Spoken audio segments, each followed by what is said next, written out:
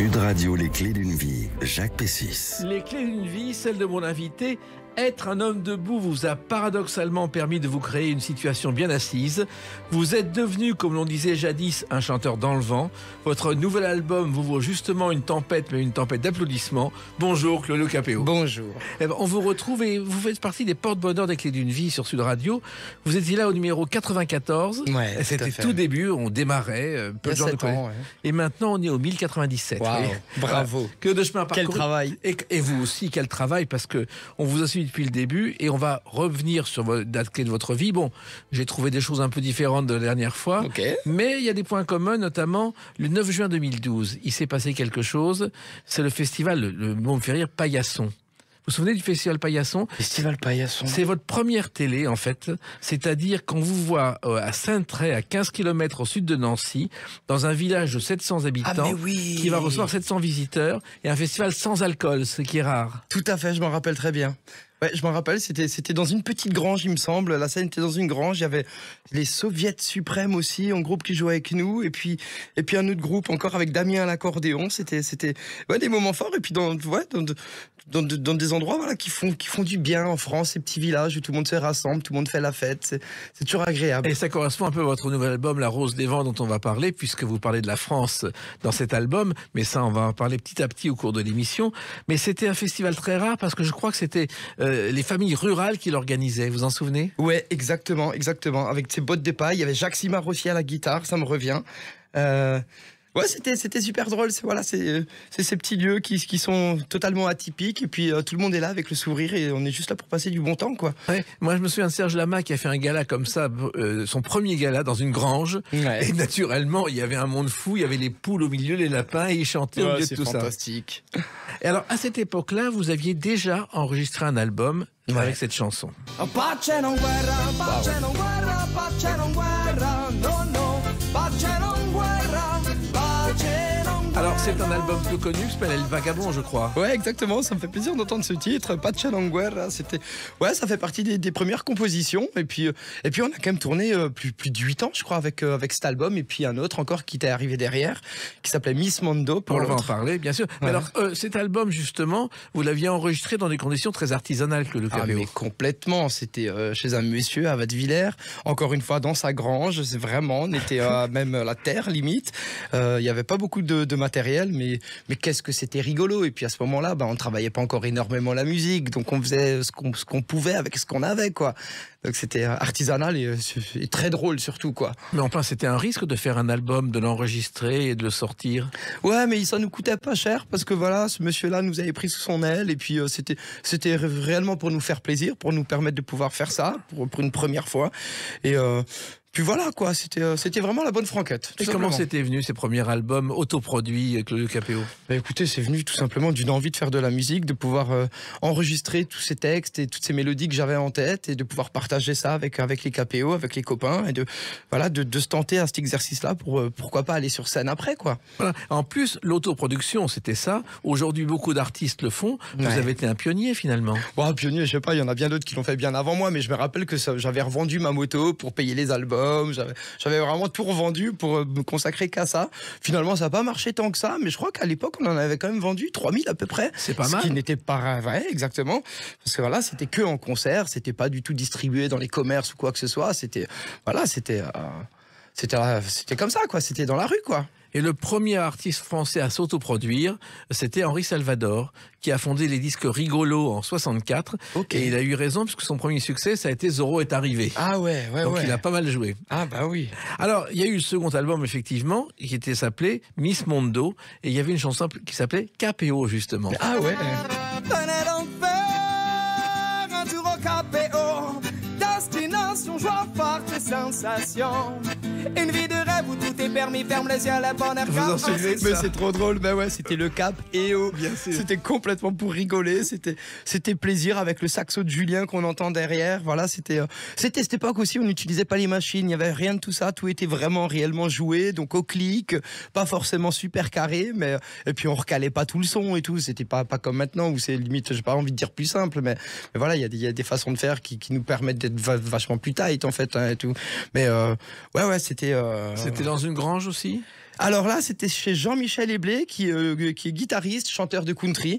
Et cette fois-ci, c'est lui qui nous a aidés, qui a financé un petit peu le truc. Et là, non, on était réellement dans un vrai studio à Ufols, chez nous, toujours en Alsace. Voilà. Mais il fallait tenir le coup, il fallait oser, parce que faire 2 albums autoproduits sans avoir de maison de disques, c'est un risque. Ouais, mais ça nous coûtait pas grand-chose. Et encore une fois, on avait de l'aide de ces messieurs-là qui ont été pour nous voilà, des papas, des personnes qui nous ont portés dans tout ça. Donc le risque n'était pas énorme. Après, le plus important, c'était de pouvoir le jouer, de pouvoir essayer de le vendre pour mettre de l'argent dans le camion, tout simplement, pour partir de date en date. Hein. Voilà, c'était la passion. On se payait pas avec tout ça, hein. C'était juste pour le plaisir, quoi. Mais Miss Mondo, c'était Miss Monde?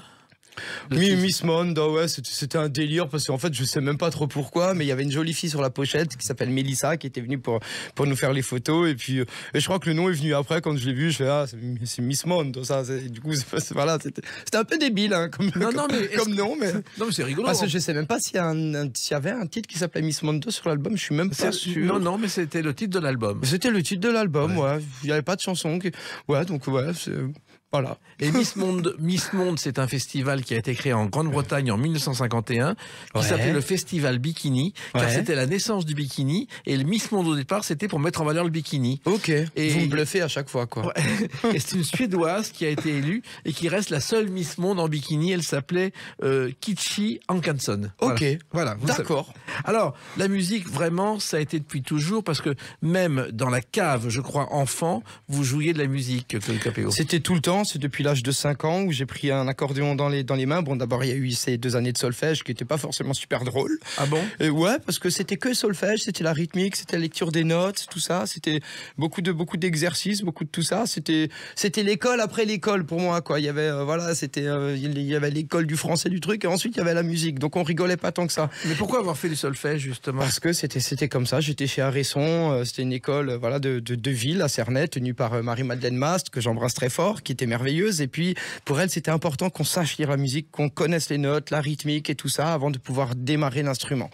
Et c'est vrai que je commence du coup l'instrument, j'ai mon accordéon dès le début, donc voilà, je pianote, je m'amuse un petit peu, mais réellement les cours ils commencent 1 an, 2 ans après, quoi. Voilà. Où vraiment on est dans le vif du sujet, quoi. Et puis vous créez donc ce groupe Claude Capéo, vous avez un vieux camion, je crois. Exactement. Et vous allez parcourir la France entière. On y va et on a été. Hein. Ouais. On l'a fait en long, en large, en travers, dans tous les sens, tout le temps, chaque année, chaque été. Voilà. Et la France, justement, dans ce nouvel album La Rose des Vents, vous la chantez avec une chanson qui ouvre l'album qui s'appelle Tour de France. Chaque fois que je veux partir, voyager, voir du pays, je reviens pour ton sourire. La France, tu m'as tout appris. On peut faire le tour du monde, visiter Vienne ou Florence, aimer les brunes ou les blondes. On ne fait jamais le tour de France. Voilà, ça c'est une chanson du nouvel album, La Rose des Vents. Et dans cet album, dans cette chanson, vous évoquez les vins de Bourgogne. Ouais, tout à fait, parce qu'on aime ça. Je me rappelle, j'ai un souvenir avec ma femme, on était partis, on était à Bonn, il me semble, et puis on a été on a été déguster des vins dans une cave un après-midi, et finalement, on n'a pas pu repartir, hein. On s'est retrouvés au cinéma pour décuver un peu, parce qu'on était assez pumped up, c'était rigolo. Et et puis Bourgogne, et puis cette France, c'est magnifique, et j'avais vraiment besoin de poser des mots là-dessus, parce qu'elle est belle à chaque endroit où on peut aller quand on est en concert, et on en est bien conscient, putain, que c'est beau, quoi. La France est magnifique dans tous ses recoins. Elle est somptueuse, quoi. Et c'est vrai qu'il y a des grands crus en France. Je ne sais pas si vous savez, les vins de Bourgogne, Jules Verne en a parlé dans Autour de la Lune, à tel point que Neil Armstrong, quand il était sur la Lune, il a déposé une étiquette de vin de Nuit Saint-Georges sur la Lune. Ben non. Si. C'est vrai. C'est vrai. Oh, je me mets pas au courant. Oh, mais c'est génial. Et c'est vrai que fantastique. Avoir chanté la France dans cet album, c'est effectivement, vous la parcourez de long en large depuis des années, avec toujours autant de plaisir, Claudio. Tout le temps. Et tout ça, c'est grâce à notre public, voilà, qui nous suit, qui nous permet de reprendre la route encore chaque année. Et c'est vrai qu'on la voit, mais dans tous les sens. On la voit beaucoup de nuit parce on voyage beaucoup de nuit. Et c'est vrai qu'on peut pas forcément tout le temps aller visiter ou aller chez l'habitant et pouvoir partager des mots et pouvoir prendre le temps, tout ça. Mais on l'a vu, quoi. Quand on est en Bretagne, on redescend dans le sud, on va à l'Atlantique, on remonte, on arrive dans le nord. C'est trop beau, quoi. Puis vous êtes un des rares chanteurs à succès, le Capéo, qui ait connu la France profonde avant même le premier disque. C'est assez rare, ça. Ouais, bah écoutez, on vient de là, et puis c'est ce qui nous plaît, et puis cette France profonde, comme vous le dites, c'est là où elle est la plus forte, et c'est là où je la trouve exceptionnelle, et là où il y a beaucoup de caractère, et il y a beaucoup de partage, où les gens sont forts entre eux, quoi. Et dans cet album, vous avez décidé de le chanter parce que justement, ça fait partie de votre ADN et de quelque chose qui est en danger, peut-être. Ouais, parce que je l'aime très fort, parce qu'elle est souvent dénigrée, et puis souvent on l'insulte, et puis bien sûr, c'est pas évident, bien sûr, on vit dans une époque qui est pas évidente, j'imagine nos enfants ce qu'ils vivront plus tard, mais juste portons-la, et puis essayez de trouver aussi du positif, et restons un petit peu positifs, ça fait du bien. Et vous avez été tellement positif que vous avez pris le risque d'abandonner votre métier de menuisier décorateur pour vous lancer dans la chanson, fallait le faire. Ouais, fallait le faire, mais je travaille encore la menuiserie à la maison, je le fais encore, je fais encore mes petits meubles, je suis toujours en train de bricoler dans le garage tout le temps, j'ai toutes mes machines. Mais c'était comme ça, c'était un choix, parce que j'avais besoin de faire autre chose, j'avais besoin de découvrir quelque chose d'autre, de pouvoir me remettre un petit peu en danger, parce que c'était pas acté, parce que la menuiserie on apprend chaque jour, on a une queue d'aronde, mais on peut toujours la faire différemment, on peut la faire plus belle, avec un bois différent, plus tendre, plus dur. C'était juste encore. On veut continuer encore, parce que la vie, elle est là, elle est présente, elle est longue, on a le temps de la vivre, donc vivons à fond et faisons, quoi. Oui, mais en même temps, c'était un risque de prendre la voix de la chanson. Ouais, c'est vrai, mais c'était avec beaucoup de sourire, avec beaucoup de bonheur, et puis je m'étais dit, au pire, si ça marche pas, je reviendrai en arrière. Voilà. Je vais pouvoir recommencer la menuiserie, on va pas me fermer toutes les portes. Et ça a marché, on va en parler avec une autre date, le 20 juillet 2016. À tout de suite sur Sud Radio avec Claudio Capéo. Sud Radio, les clés d'une vie, Jacques Pessis. Sud Radio, les clés d'une vie, mon invité Claudio Capéo. Le cadeau de Noël idéal, le nouvel album Rose des Vents, avec 19 chansons, on en parlera tout à l'heure. On en parle d'ailleurs dans l'émission avec certaines chansons qu'on écoute comme Tour de France. Et puis une date importante, le 20 juillet 2016. Pour un jeune artiste, c'est formidable. Pour la première fois, vous êtes au journal télévisé, ce qui est rare, comme révélation de l'été, grâce à cette chanson.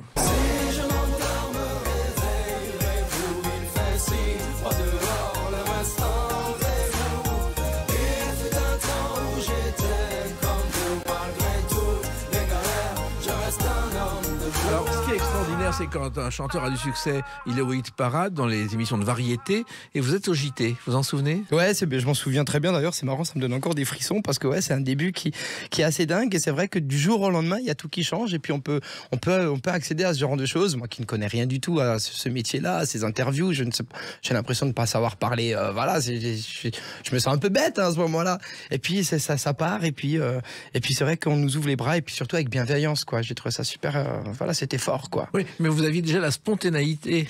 J'étais avec un petit peu ma grande gueule, et puis simplement avec beaucoup de plaisir, beaucoup d'amour, beaucoup d'humour, beaucoup de tout. Alors peut-être je parlais très très vite au début, parce que quand j'étais un petit peu perdu, je savais pas trop, donc je noyais mes mots un petit peu pour essayer d'en balancer un maximum et qu'on me comprenne pas trop, ou je sais pas. En tout cas, j'ai toujours été vrai, et puis voilà, quoi. Et surtout à cette époque-là, vous avez été pris dans un véritable tourbillon. Est-ce que vous en gardez des souvenirs, ou est-ce que c'est passé très très vite, Claudio Capéo? À vrai dire, je me souviens pas de grand-chose, vraiment, parce que c'est parti très très vite, effectivement. Je me rappelle de ces premiers départs en tourbus quand on part, et c'est quand même marrant, parce qu'on passe de ce camion qui lui manque des roues, et puis c'est compliqué, on est tout le temps en panne sur l'autoroute, et puis d'un coup on a un château sur roue, on a un truc monstrueux, qui nous porte, et c'est vrai que j'ai pas beaucoup le temps de dormir, je suis tout le temps sur les scènes, je suis tout le temps en interview, tout le temps baladé de droite à gauche, et puis j'en perds un petit peu la tête vite à un moment, parce que c'est compliqué, parce que je suis crevé tout simplement, quoi. Mais on n'en profite pas vraiment en plus. On en profite, mais pas tant que ça. On profite de la musique, on profite de tout ça, parce qu'on est réellement tout le temps là-dedans, mais on oublie parfois l'essentiel. Oui, et c'est important. En même temps, est-ce qu'on se rend compte que ça peut durer, que ça peut pas durer? Est-ce qu'on s'interroge? Alors pour moi, c'était tout le temps, ça a toujours été, c'est un petit peu une farce. J'ai l'impression que c'est une farce qu'on me faisait, et que ça allait s'arrêter du jour au lendemain. Ah, carrément. Ah ouais, vraiment. Et c'est pour ça que même encore aujourd'hui, après 7 ans, j'ai jamais pris de vacances, parce que j'ai toujours peur, j'ai toujours cette crainte. Je prends des petites vacances d'une semaine, 2 semaines, mais je prends pas de pause, quoi. Parce que j'ai peur qu'on m'oublie, en fait. J'ai peur qu'on oublie tout ça, et c'est même pas forcément que pour moi, mais c'est pour les KPO, pour toutes les équipes qui sont derrière, pour tout le monde. Je me dis que il faut continuer pour que tout le monde puisse avancer, quoi. Et puis finalement, votre accordéon de vos 6 ans vous apportait bonheur? Ouais, il est toujours là. Hein. Bon, c'est plus le même parce que je les casse assez régulièrement parce que je suis un sauvage. Ah bon?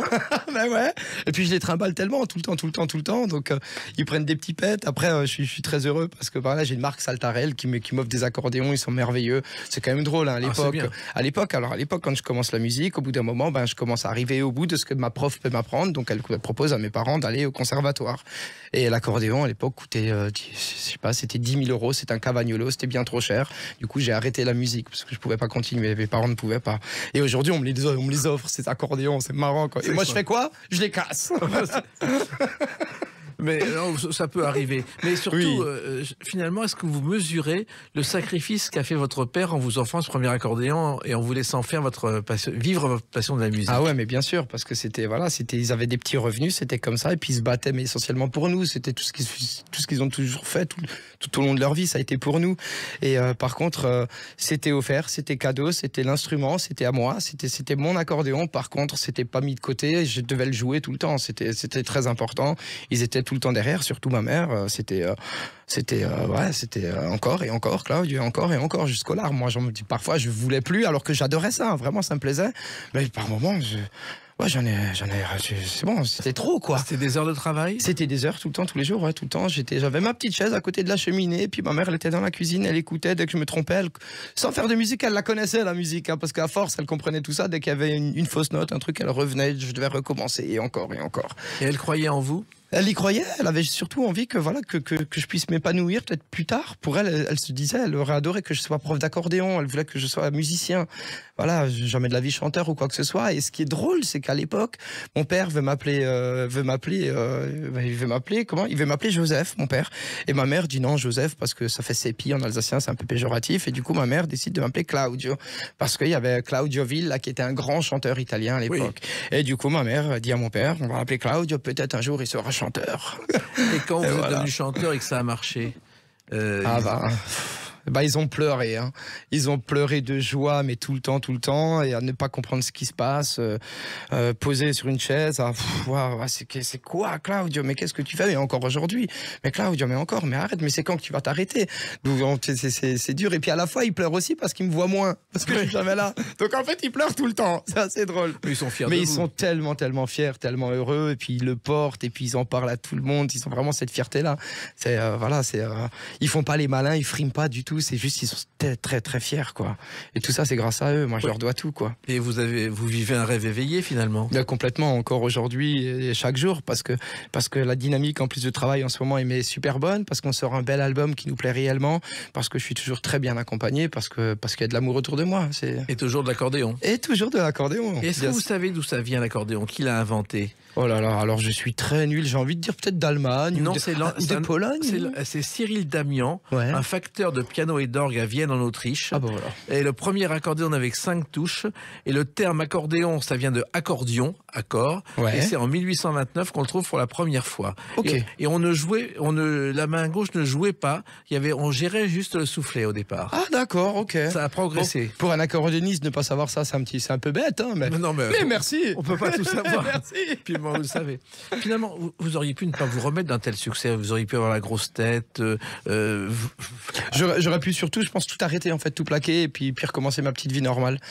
Et à la fois, je me suis dit, c'est parti tellement loin que de recommencer une vie normale, ensuite, ça va être quoi? Ça va être, on va venir chez moi et on va me dire, à l'époque, ça a marché, truc. Enfin, je me disais, ça va être encore plus compliqué peut-être que de vivre le truc et de forcer, d'essayer d'aller plus loin et d'essayer de tenir la route, quoi, la baraque, et de garder la tête sur les épaules, d'être bien. Donc, il y a eu ce moment de doute où j'arrête, où je continue. Ah bon? Ouais, il y a eu, bien sûr, parce que ça va vite, ça va loin, et parce que est-ce qu'on va réussir, et qu'est-ce qu'on va mettre sur le prochain album? Ouais. Et sur le prochain. On a toujours l'impression d'être vide à la fin d'un album, mais finalement, non, ça revient tout le temps, parce qu'on vit tellement de choses grâce à un album. Il nous permet de partir, de prendre les routes et de rencontrer des gens, et c'est merveilleux. Et dans ce nouvel album, il y a une chanson, justement, qui résume votre passion. Dans cet album, La Rose des Vents, c'est On voulait.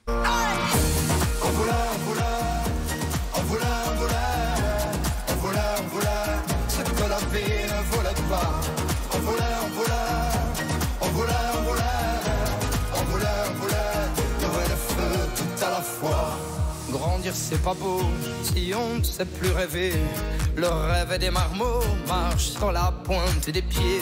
On voulait garder au cœur la jolie fleur de l'âge. Pas qu'elle fane de peur, surtout ne pas devenir sage. Voilà, effectivement, devenir sage, c'est pas votre truc. Non, pas du tout. Non, c'est pas prévu. J'ai pas prévu de grandir encore. Je vais encore attendre une vingtaine d'années. Oui, en tout cas, je suis très fier de ce titre parce que voilà, c'est quand même une belle histoire parce qu'on se retrouve dans le tourbus et puis un jour, voilà, on a le monsieur du merchandising, donc celui qui vend les CD pendant les concerts ne peut pas venir et du coup, on prend un ami à nous. Oui. Et puis il arrive et puis avec le temps, on se rend compte qu'il sait écrire, qu'il écrit des choses super belles et puis je lui dis Stan, écoute, pour le prochain album, tu auras un titre pour toi, il faut que tu nous écrives un morceau quoi. Il me dit mais non Claudio, c'est pas possible. Je dis si, il faut que tu le fasses. Et il a écrit, on l'a écrit ensemble cette chanson, donc on est très contents. Voilà, c'est une chanson qui vient de Guebwiller, c'est le cru de Guebwiller, c'est chez nous. C'est votre région. Alors, il y a une chose étonnante, c'est que beaucoup sont persuadés encore aujourd'hui, Claudio Capéo, que vous avez gagné The Voice. Ouais, c'est drôle. Hein.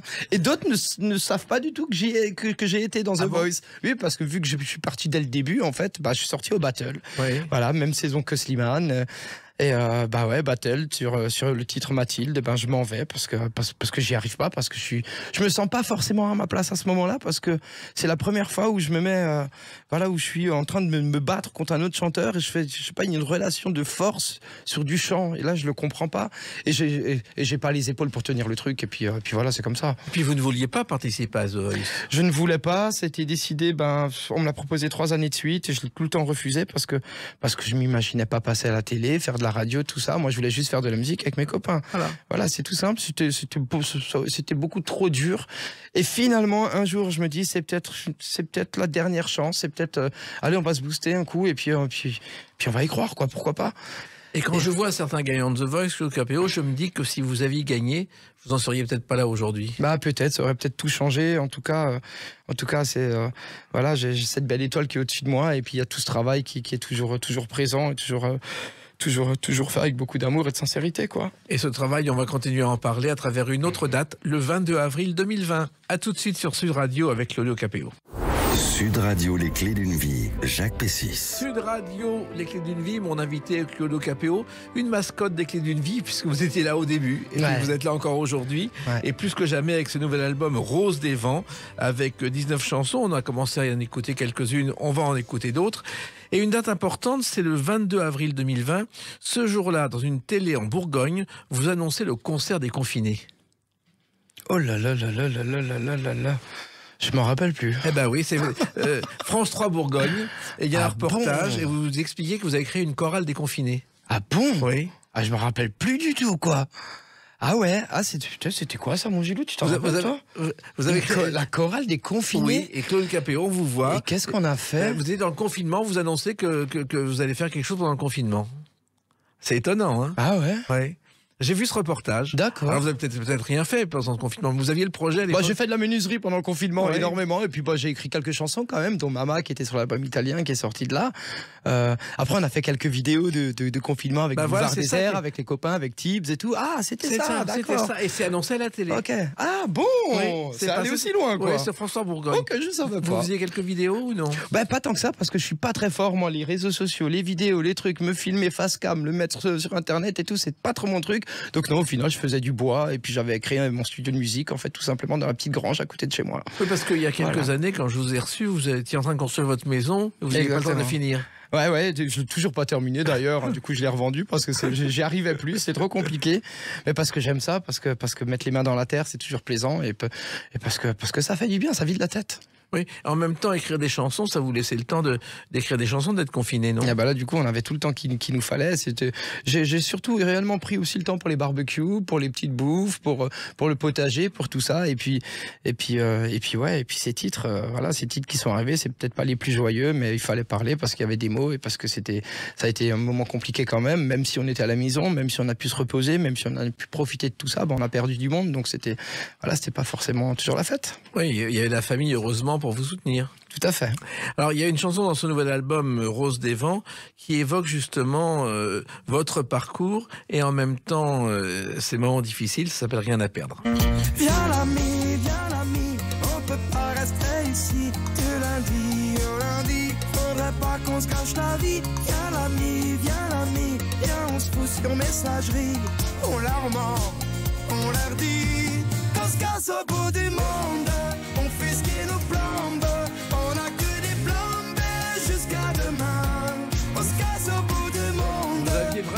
casser au bout du monde à une époque de Mais votre vie? complètement, d'envoyer tout valser, tout le monde, et puis prendre son sac à dos, et puis partir. Et puis ça m'arrive encore de temps en temps, j'en ai encore parfois envie, alors je me dis peut-être plus tard, j'aimerais bien un camping-car, un truc comme ça, et puis partir pendant quelques mois sur la route, et puis aller me balader partout en Europe, et visiter un petit peu tout ça, parce que ça fait du bien, et pour ne penser plus à rien du tout, à part prendre du bon temps, et voir de beaux paysages, discuter avec des gens, voilà, tout simplement, quoi. Ouais. Mais je le ferai pas tout de suite. Hein. Je vais attendre encore. Ouais. Hein. Pour l'instant, j'ai de quoi faire. Mais finalement, ce que vous avez fait avec la première chanson et les suivantes, vous avez échappé à une routine quotidienne qui était votre destin au départ. Ouais, bien sûr, parce qu'il était fait comme ça, parce que je l'ai façonné de telle sorte à ce qui suivent ce chemin-là. Et puis finalement, on a tout bousculé, on a tapé dans le tas un peu. Il a fallu faire d'autres trucs, d'autres choix, et se mettre un petit peu en porte-à-faux, et puis essayer de s'éclater, et puis d'essayer d'être épanoui en essayant de vivre ses rêves, tout simplement, et en y croyant le plus fort possible pour essayer de les atteindre. Et justement, cette réaction par rapport à vos parents qui avaient la routine, puisque je crois que votre père était ouvrier dans le carton, c'était une routine quotidienne. Ah, il faisait des tubes à l'époque, mais en carton du coup. Oui. Et c'était assez drôle parce que je me rappelle de mon père quand il rentrait tout le temps, il sentait le carton, ça sentait le carton réellement à la maison. Et il a débarqué quand il est arrivé en France dans les années 70, il a démarré directement chez Sofratube et il a travaillé toute sa vie pendant plus de 40 ans. Ouais, il était très heureux. C'était pour lui, il était machiniste, il était à son poste, il maîtrisait la machine, il avait son truc, très bricoleur aussi, vraiment mon père, tout le temps, il a tout le temps bricolé. Et à un moment dans ma carrière, je suis aussi passé par là-bas, j'ai aussi fait 2 années chez lui où j'ai été travailler.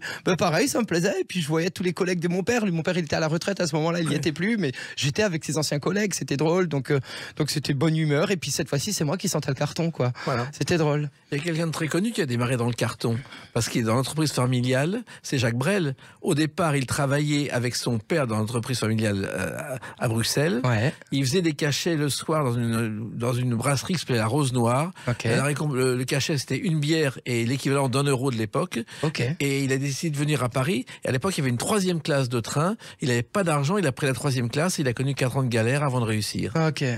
Et Brel, vous avez chanté, je crois, ces gens-là. Exactement, ouais, sur un album en hommage.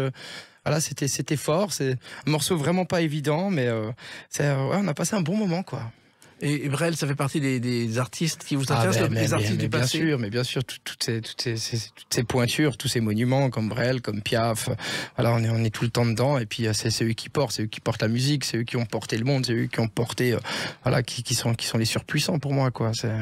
Mais en même temps, dans votre album, il y a des paroles et de la musique, ce qui est plus si fréquent aujourd'hui.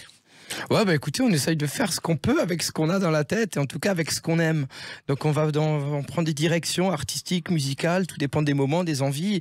En tout cas, on s'est vraiment fait plaisir sur tout ça parce que voilà, ça a été réalisé en plus chez nous en Alsace et puis on a vraiment pu travailler sur toutes les notes, sur toutes les soupirs, le moindre petit truc, il est vraiment bien étudié, on l'a réellement en tête et rien n'est fait au hasard cette fois-ci. C'est-à-dire, vous êtes occupé de tout? De tout. On était derrière tout. J'étais avec Gilou, qui est là d'ailleurs, et c'est lui qui a fait la réal avec Serki, avec son pote. C'est fait sur Mulhouse. Et on est derrière chaque mot, chaque note, de tout. On a nos mélodies qui arrivent dès le début. Et ensuite, on a été aidé aussi. J'ai demandé de l'aide à mes potes, comme Grand Corps Malade, comme Moziman, comme Laurent Lamarca, Barcella.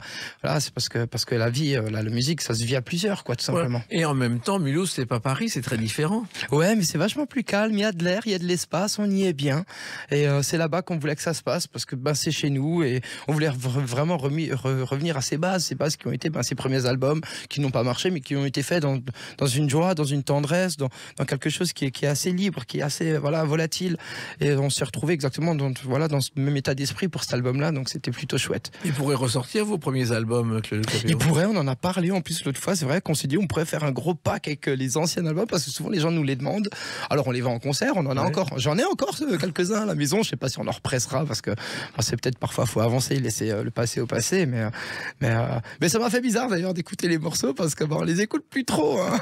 Voilà. Effectivement, le futur c'est important pour vous et il est présent dans ce nouvel album Rose des Vents à travers vos enfants. C'est toi le futur. C'est toi le futur. C'est toi. Dis-toi, je te jure que moi je suis si fier déjà. C'est toi le futur. C'est toi. Et on va pas se mentir, le monde est un foutu combat. Le plus dur reste à venir. Ça, c'est un message d'espoir aux enfants. D'espoir parce qu'on a une jeunesse qui est très belle, parce qu'il y a une jeunesse qui a envie, une jeunesse qui va vivre des choses compliquées, parce qu'on les vit déjà nous, et parce que faut les rendre solides, faut leur montrer que voilà, bien sûr, effectivement, c'est compliqué. On vit voilà, encore une fois dans des années qui sont assez sombres et assez maladroites et qui sont assez perturbées par beaucoup de choses, mais ils vont le faire, ils vont y arriver, ils vont se battre sans aucun souci. Il faut leur donner le moral, il faut leur donner le sourire et la bienveillance et leur dire que c'est positif. Effectivement, c'est dur. Mais faites-le, vous allez y arriver, parce que nous, on est là pour vous apprendre le passé, c'est vous le futur, allez-y, quoi. C'est un message d'espoir destiné aux fans, en plus, et à ceux qui vous écoutent. Bien sûr, c'est destiné un petit peu à tout le monde, hein. Après, on pense un petit peu à tout quand on écrit une chanson, mais voilà, le plus important, c'est de dire que c'est positif et qu'on avance, et voilà. C'est toujours un petit peu, pour moi c'est un peu gonflant tout le temps de dénigrer, de dire que c'est compliqué. Bien sûr ça l'est, bien sûr on en est conscient, je suis pas naïf, je suis bien au courant de tout ça, mais gardons aussi l'espoir et le positif en se disant qu'en fait, voilà, on a une belle France, on vit avec de belles personnes, on peut profiter de chaque chose, donc profitons avec amour, quoi, avec sourire. Les enfants, c'est aussi important pour vous, même si vous en êtes un dans votre tête, vous avez des enfants, donc c'est aussi quelque chose à protéger. Bien sûr, parce qu'ils sont tout pour moi, et parce que tout ce que je fais, je le fais tout le temps pour eux, c'est toujours en pensant à eux, et parce que sans eux aujourd'hui je ne serais rien du tout, et puis je me le dis à chaque fois, mais comment j'ai fait pour vivre sans eux en fait, quoi. C'est quand même assez drôle, une fois que tu les as, tu t'imagines pas ta vie autrement, quoi. Donc je les aime du fond de mon cœur. Ouais. En même temps, vous avez réussi une performance pour un artiste, c'est ne pas montrer votre vie de famille dans les journaux. Je l'ai pas fait, surtout au début, parce que je voulais pas que ça dérange surtout César, parce que c'était compliqué pour lui. Il a 10 ans aujourd'hui, mais quand il était petit, c'est vrai qu'il en parlait pas, il voulait pas en parler à l'école, parce que je pense aussi, moi, je vivais pas super bien, donc du coup, à travers moi, il avait un petit peu les mêmes malaises. Et voilà. Et puis aujourd'hui, ça va. Aujourd'hui, ils sont épanouis, ils sont contents. Roméo, il est petit, donc lui, il est tranquille dans son coin. Il s'en rend pas trop compte. Il joue avec ses petites voitures. Ouais. Et puis il fait toujours un petit peu le foufou. Mais ouais, c'était important de pas tout montrer, de pas tout donner, parce qu'après ça va jusqu'où, quoi. Alors, dans votre enfance, il y avait une spécialité dans la famille. On parlait italien, je crois. Si. Hein, ah oui. Et vous avez rendu un hommage à votre famille à travers des standards italiens, dont celui-ci. Io non dormo e penso a te.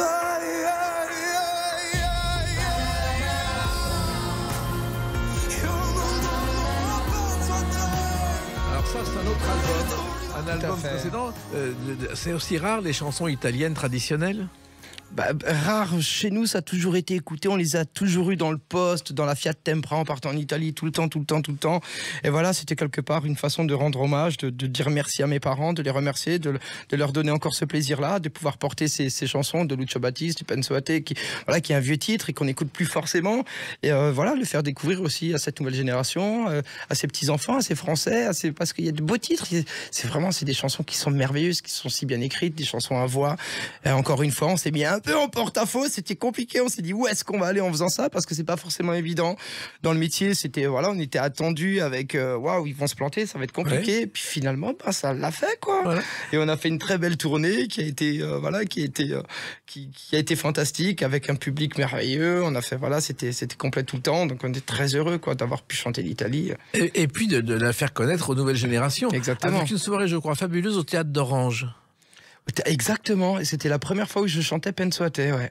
Tout à fait, c'était impressionnant, ouais. Et c'était un théâtre antique dont la restauration a commencé en 1825, et c'est le plus ancien festival de France, le festival des Corrigis d'Orange. Ouais, vous avez chanté. Ok, c'était fort en émotion, parce qu'il s'est passé beaucoup de choses ce soir-là. Une autre émotion aussi, c'est quand vous êtes rentré dans la troupe des Enfoirés. Ouais. Ça, c'est quelque chose d'important pour vous. C'est très important, parce qu'on porte une cause, parce que c'est le nerf de la guerre, et puis surtout, si on peut porter un petit message, si on a cette force en tant que chanteur de pouvoir aider, de pouvoir faire en sorte que des gens puissent manger un petit peu plus régulièrement, et puis à leur fin, c'est important. Après, c'est toujours pareil, les Enfoirés, on n'a pas envie d'y être, quoi. On n'a pas envie que ça existe, on a envie que tout le monde puisse être, qu'il ait de quoi faire, quoi, mais malheureusement non, et puis on y va tous avec à cœur ouvert, et puis avec beaucoup de sourire, beaucoup de bonheur, et puis puis c'est merveilleux. Et puis il y a ce public aujourd'hui qu'on va retrouver cette année d'ailleurs, parce qu'on l'a pas eu pendant 3 ans avec ce Covid. Cette fois-ci, ils seront de nouveau présents, ils seront là et on a hâte de pouvoir faire tout ça, de pouvoir faire avancer les choses tout simplement. Et moi, je me souviens de Coluche qui m'avait dit, quand j'avais interviewé sur les Restos du Cœur, ça durera 3-4 ans. On pensait à l'époque que ça marcherait comme ça 3-4 ans pour aider quelques personnes. C'est vrai, c'est parti bien loin.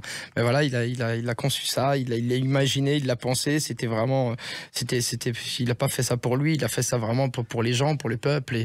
Et si aujourd'hui c'est encore présent, c'est tout simplement parce que c'est ce qu'il y avait à faire, c'est ce qui est le plus beau, quoi. Voilà. Et ce qui est beau aussi, c'est votre nouvel album. On en parle à travers une autre date, le 25 novembre 2022. À tout de suite sur Sud Radio avec Claudio Capéo. Sud Radio, les clés d'une vie, Jacques Pessis. Sud Radio, les clés d'une vie, mon invité Claudio Capéo. Donc le 25 novembre 2022 est sorti cet album Rose des Vents, votre 4e album.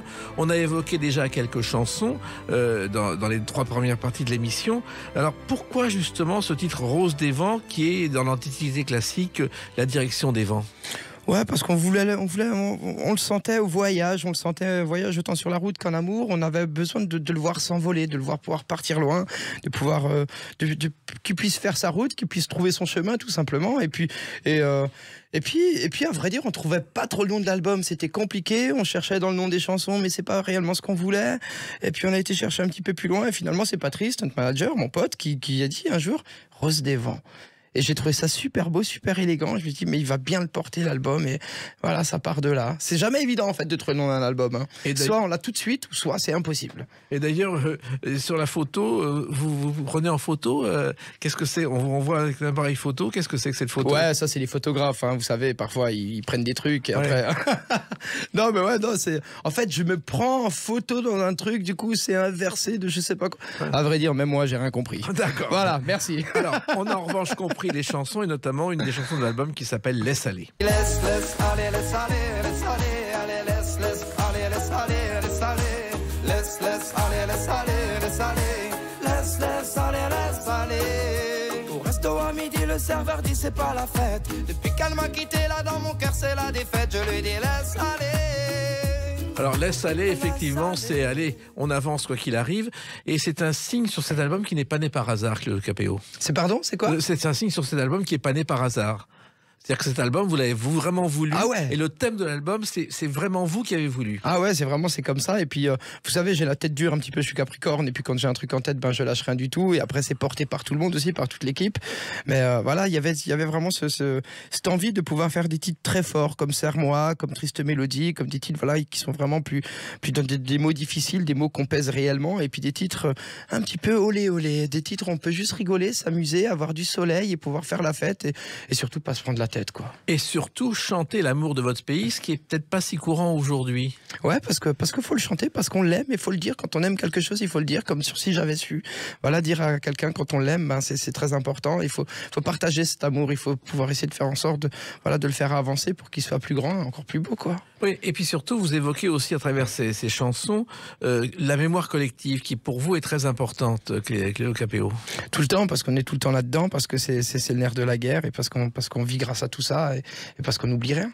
Voilà. Et pour vous, c'est très important la mémoire collective, parce que vous avez toujours des souvenirs du passé qui vous tout le temps, mais ça revient tout le temps. Et puis le passé, moi, je l'aide il m'aide à grandir, tout simplement. Je me dis pas, j'avance, et puis je regarde que le futur.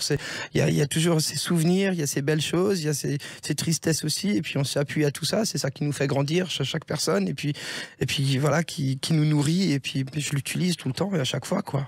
Et celui qui ne fait rien comme les autres, c'est-à-dire vous avez décidé de faire un album à contre-courant de tout ce qui se fait aujourd'hui. Contre-courant, je sais pas. En tout cas, on l'a voulu très chanson, on l'a voulu...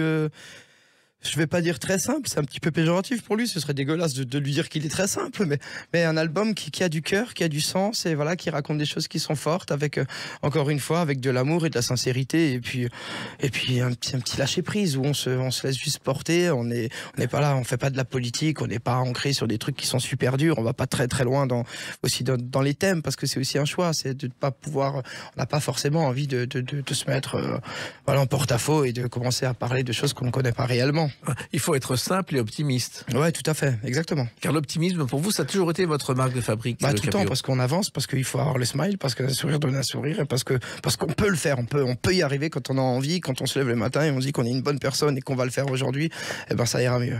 Et dans les années 60, il y avait une émission de télévision à laquelle vous auriez dû participer si vous aviez été là. C'est Les Optimistes du lundi. C'était l'émission la plus optimiste. Quoi qu'il arrive, on prenait un problème. C'est Jean Noin qui faisait ça. On le rendait optimiste. Ok, super. Ça, c'est aussi votre marque de fabrique. Bah ouais, bien sûr, parce qu'il y a toujours quelque chose à faire pour que ça puisse aller mieux, quoi.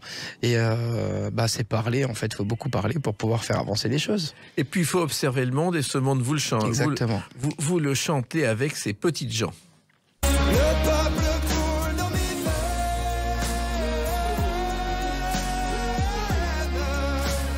Et si la vie fait du ciel,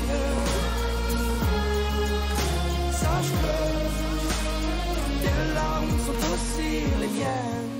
Alors, effectivement, ces petites gens, c'est les valeurs du travail, c'est des valeurs que vous défendez. Cette chanson, elle n'est pas là par hasard non plus. Non, c'est mes parents, c'est nous quand on est petits, on est toujours au charbon, ça bosse tout le temps, c'est tout le temps les mains dans le cambouis, dans la terre, et puis on fait tout pour qu'on puisse avancer, pour essayer de faire avec ce qu'on a tout simplement. Et pour moi, les vraies valeurs, elles sont là. C'est toutes ces personnes qui se battent chaque jour, qui se lèvent chaque jour, qui travaillent à l'usine, qui travaillent des travails pas forcément évidents et qui peinent à finir leur mois. Et puis pour moi, c'est quand même eux qui portent le monde, c'est quand même eux qui sont tout le temps présents, qui sont là et qui ne lâchent rien du tout malgré leur peine et leurs difficultés. Donc il faut les chanter, il faut les célébrer, il faut les mettre en avant. Faut pas oublier tout ça, quoi. Et ce sont vos souvenirs d'enfance, et finalement. C'est mes souvenirs. J'étais aussi à l'usine, j'ai vécu dans tout ça et je l'ai fait tout ça. Aujourd'hui, j'ai un petit peu plus de chance, je fais de la musique, ça fonctionne. Et tout ça, c'est grâce à eux, en fait, encore une fois. Donc et puis je reste un petit Jean quand je suis à la maison, quand je suis à la campagne, je suis un petit Jean. Je suis avec eux, on est tous ensemble et on fait tous exactement la même chose. J'ai mes bottes de travail et puis je vais couper du bois. C'est tout le temps pareil, quoi. Et ces petites gens, vous les observez encore aujourd'hui? Je leur parle beaucoup parce qu'ils me font du bien, parce qu'ils ont tant de choses à dire. Simplement. Et pour vous, cette chanson, c'est une chanson de politique universelle, parce que la politique, ça vous intéresse pas vraiment? Non, ça m'intéresse pas du tout. C'est pour ça, comme je disais tout à l'heure, quand on connaît pas, on n'est pas capable de parler de les journaux, choses. Vous les lisez pas, vous n'avez pas le temps. Ouais, non, pas tant que ça. Ouais, j'ai pas trop le temps. Et puis bon, je suis plus dans les notes de musique. Je suis plus là-dedans. Et puis je trouve que c'est un petit peu, ça casse la tête un petit peu quand on voit tout ce qui se passe dans les journaux. Parfois, on préfère lire des petites bandes dessinées, des petits trucs qui font un petit peu rire, quoi. Voilà, exactement. C'est un peu morose, quoi. Mais pour vous, quand je dis une chanson politique, c'est une chanson politique universelle. C'est pas la même chose que la politique. Ouais, justement, là, c'est du cœur, c'est de l'amour, c'est de la tendresse, c'est du partage. C'est ces gens qui sont là, qui forcent le truc, qui continuent, qui se battent chaque jour. Et puis, tout ça, ça fait le monde, en fait, tout simplement. Ils font le monde. Et c'est parce que vous êtes resté dans votre région que vous connaissez ces gens-là peut-être plus que d'autres. Mais parce que je la quitterai pour rien au monde, parce que c'est là-bas que je me sens bien, c'est avec eux que je me sens bien. C'est là-bas où mes parents m'ont inculqué toutes ces valeurs, avec qui portent tout ça depuis toujours, et puis c'est mon petit paradis, quoi. Donc je le quitterai pour rien au monde. Voilà, vous le quittez juste pour les tournées, puis juste pour les tournées, pour venir vous voir, et ensuite je rentre à la maison. Alors c'est chez vous, mais il y a une chanson de cet album qui s'appelle justement Chez toi. Comment c'est chez toi, mon frère? Pas si différent, mon frère. Je t'aime même si j'en ai pas l'air. Mais c'est mieux quand t'es là, beaucoup mieux quand t'es là, mon frère. Tous nous séparer, ils diront que c'est pas vrai, mais je t'aime quand même. Tous nous séparer, ils diront que c'est pas vrai, mais je t'aime. Alors cette chanson, c'est un duo avec Slimane. Ouais. Vous avez débuté ensemble? Tout à fait, dans The Voice, du coup, il y a 7 ans. Et il y a eu tellement d'amour, on a partagé tellement de choses, c'est marrant parce qu'on démarre en même temps, et puis on a accès à tous ces plateaux, à ces télés, à ces trucs où on passe à la télé et tout, et à la fois on le vit super bien, on est très heureux, et puis à la fois par moments on est triste, on est malheureux parce qu'on comprend pas tout. Donc c'est avec Slimane que je peux tout partager à ce moment-là, parce qu'il pouvait entendre et écouter tout ce que j'avais à lui dire, et pareil dans l'autre sens, parce que tu peux pas parler de certaines choses à certaines personnes qui ne comprennent pas forcément. C'est-à-dire quand on parle de la célébrité, de l'argent qui rentre, de nos burn-out, de tous ces trucs-là, quoi. Parce qu'on est confronté à des choses qui sont quand même assez dures, et puis on est mis en avant, on a une notoriété. Voilà, parfois, il vaut mieux se taire, parce que ça peut engendrer des choses un petit peu plus difficiles. Et par contre, avec Slim, beaucoup d'amour dès le début, et puis on partage, et puis du coup, on s'est jamais quitté, on se voit tout le temps, on est vraiment liés par ça. Et c'est pour ça qu'en fait, au bout de 7 ans, pendant 7 ans, tout le monde nous demandait de faire un duo, et puis on se disait, on n'en a pas besoin, vu qu'en fait, le duo, on l'a dans la vie, on travaille on est tout le temps ensemble, on rigole tout le temps, voilà, on partage tant de choses. Et finalement, cette fois-ci, on s'est dit, pourquoi pas, viens, on tente un truc, on essaye. Et voilà, on a été chez Yakov et Minir, c'est ses collègues de musique, et puis on a sorti ce titre en un quart d'heure, là, c'était... Pour dire, quand j'ai réécouté l'album, je me rappelais même plus, le titre a commencé, je me dis, c'est quoi cette mélodie? Parce que je l'avais pas réécouté, quoi. C'était du one shot, on l'a posé, on est rentré à la maison, quoi. Et voilà, c'était fort, c'est des moments qui sont forts, et on voulait que ça reste gravé, du coup, là, quand même, quoi. Oui, et puis ça évoque vos racines communes et différentes en même temps. Complètement pareil, quoi, voilà, parce qu'il est dans les quartiers à Paris, moi je suis en province, en Alsace, on vit pas les mêmes choses, mais on a ce même amour pour la musique, pour les gens, pour la famille, c'est toujours à cœur ouvert, à tout prendre, à recevoir et à donner,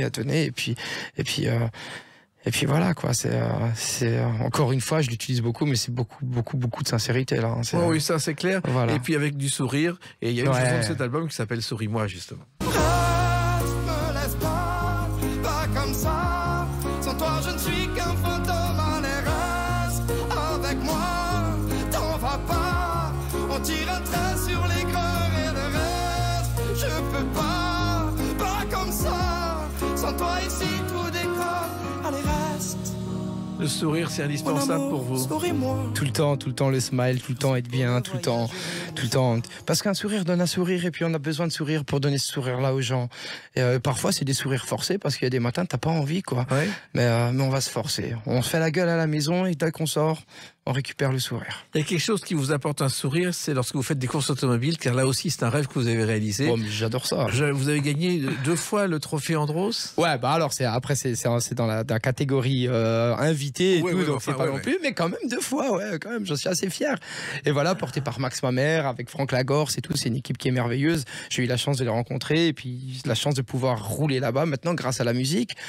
Donc, c'est ces moments qui sont forts. Moi, quand j'étais petit, je voulais faire de la course automobile, je voulais pas faire de la musique ou quoi que ce soit.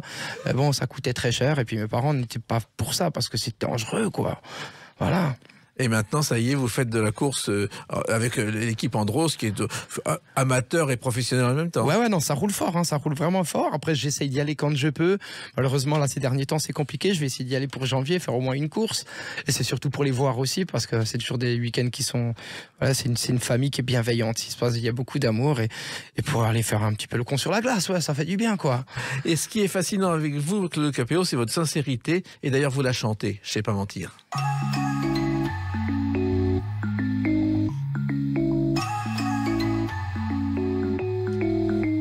J'ai un problème depuis tout petit, je sais pas comment faire semblant.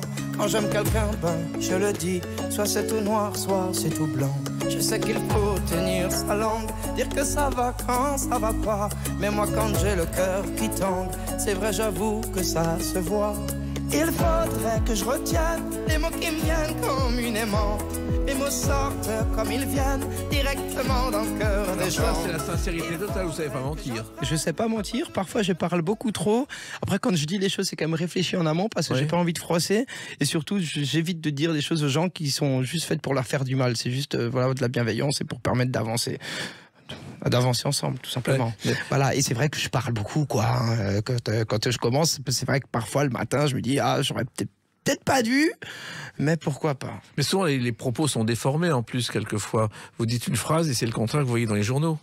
Ouais, après là, je parle même pas journaliste et tout, je parle vraiment amitié avec les copains, parce qu'on parle quand même énormément. Ouais. On est quand même les KPO, on est quand même 5 psys ensemble, parce qu'on se porte mutuellement, et on parle de tout, parce que c'est très important. Mais après, oui, bien sûr, parfois ça part dans l'autre sens, quoi. Et tu te dis, mais j'ai jamais dit ça. Mais bon, on le prend à la rigolade, c'est pas grave.